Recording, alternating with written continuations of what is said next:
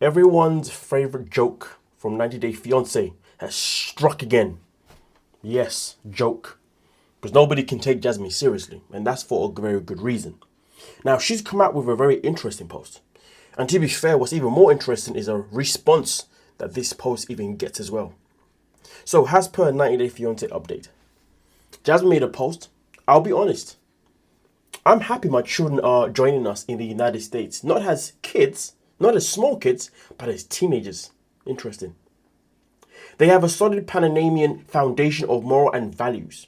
I won't trade that for anything in the world. Every day I see and read scary stories of children and parents here. No, thank you. As an influencer, it's my responsibility to say this. Growing up in a Latin America taught me that raising children is about community, warmth, and presence.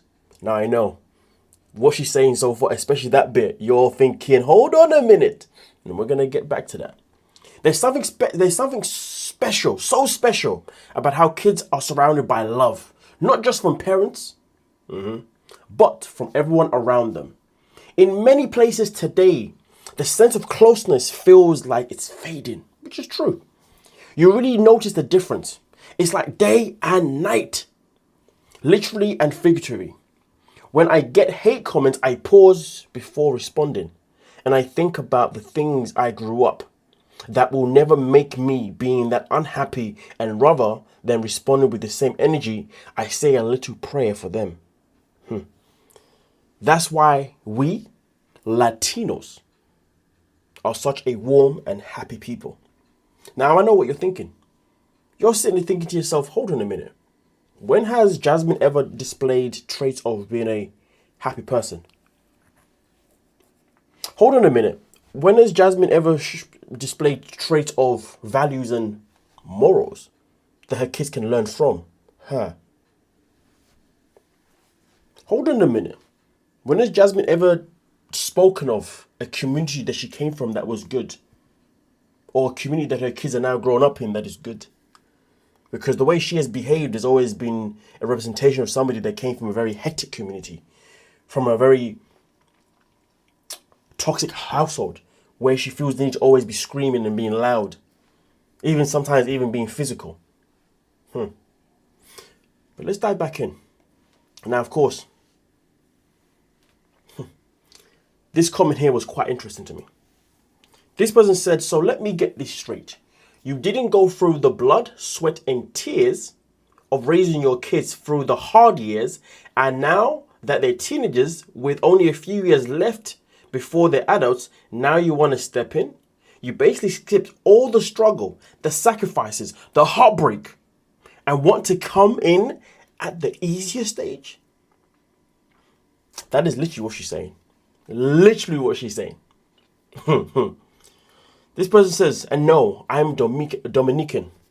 I've seen what the real sacrifices look like. My auntie went back and forth from Puerto Rico to work, sending money home, flying back just to be with their kids, doing everything they could to build a stable life and eventually bring them here for good. They stayed focused on their goal no matter what. Not once did they throw the plan away for a man or anything else. That's why the whole situation just feels delusional to me. And also, Jasmine talking about morals? Yeah. I guess we all need that laugh from who? From the joke of 90 Day Fiance. Now you understand why I say she is the biggest joke. Because she says so many things that do not represent her as a person. She just says so many things that are strong things, that are good things to be said, things that people should definitely do.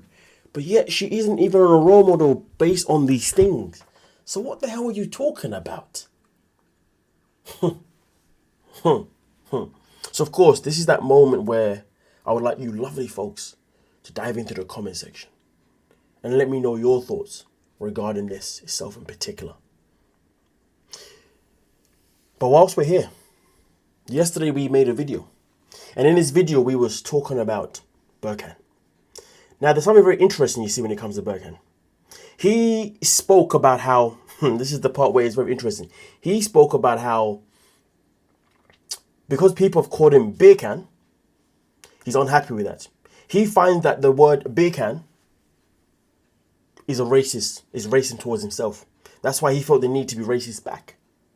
It's quite interesting, you see, folks, because I came across something quite interesting. 10 weeks ago, he made this post.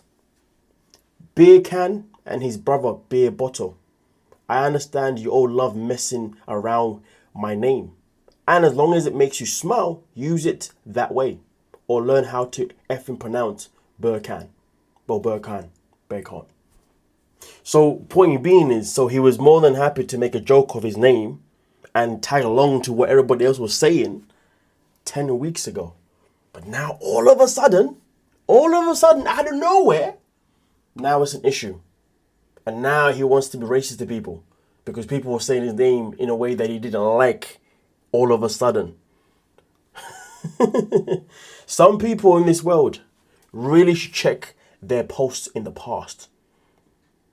Because the internet never, and I mean never, forgets. And that's clearly the situation that's happened here. So let me show you something real quick. There's a new post here. I just lost it. Where is it at? Oh, wait. I know why I haven't seen it yet. Because I have to go straight on the page. I do apologize for that.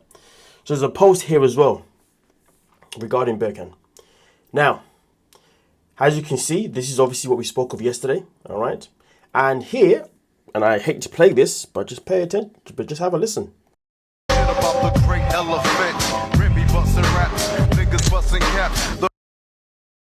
Well, you heard it for yourself. You even got the song in the background, you know what I mean? A choice that is made by Birkan himself in particular within this reel.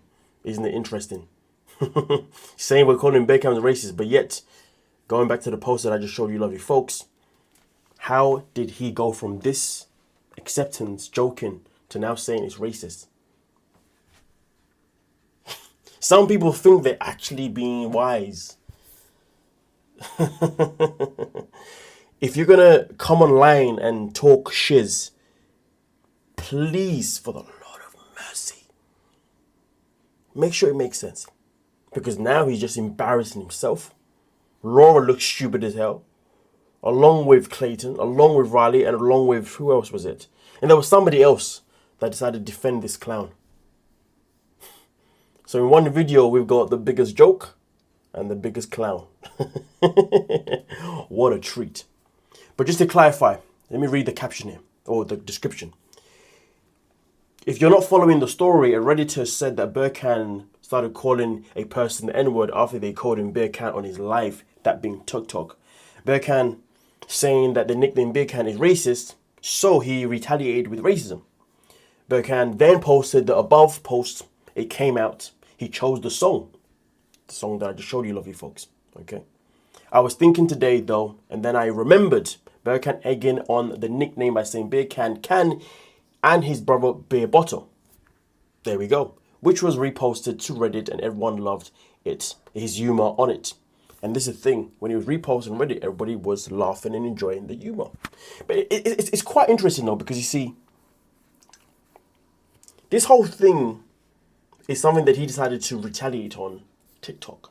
But now all of a sudden, Reddit is getting the blame for it. It's kind of a weird thing, but it is what it is. Either way though, this is the full situation with Birkan. So really and truly, this proves to me personally that clearly he's a racist. Because the U-turn is just so unexpected.